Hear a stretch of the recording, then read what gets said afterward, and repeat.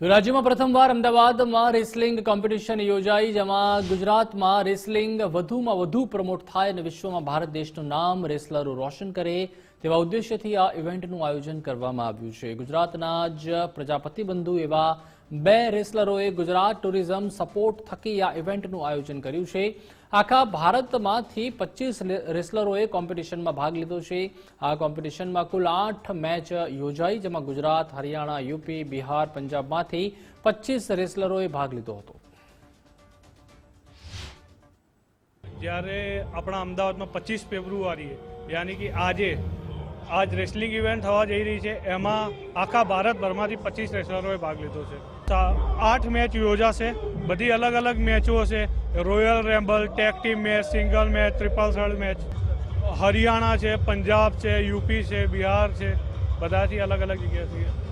આ રેસલિંગનો ઉદ્દેશ એ છે કે આપણે સ્પોર્ટ દેખીએ છીએ, જે લોકોએ આજ સુધી ટીવીમાં આ સ્પોર્ટને નિહાળી છે, તો આજે એ મોકો આવ્યો છે કે અમદાવાદની અંદર પણ આ રેસલિંગ ઇવેન્ટ થવા જઈ રહી છે। અને અમારો મેન ઉદ્દેશ છે રેસલિંગ સ્પોર્ટને ગુજરાતમાં વધુના વધુ પ્રમોટ કરવી અને વધુના વધુ લોકો આપણા ગુજરાતના રેસલર તૈયાર થાય અને આપણા ગુજરાતનું, ભારત દેશનું નામ રોશન કરે।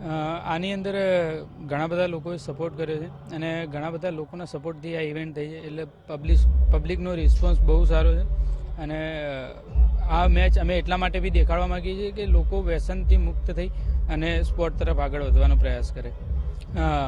દરેક રેસલરે દરેક જગ્યાએ જે એમનું પરફોર્મન્સ આપતા હોય છે, એના કારણે એમનું એક અલગ નામ થતું હોય છે। એવી રીતે અમે ગુજરાતની અંદર બી પહેલા રેસલર છીએ અને ગુજરાતની અંદર બી આ ગેમને વધુમાં વધુ પ્રમોટ થાય એવું અમે કોશિશ કરી રહ્યા છીએ। અત્યારે અમે ભારતના ઘણા બધા રાજ્યોની અંદર રમ્યા છીએ।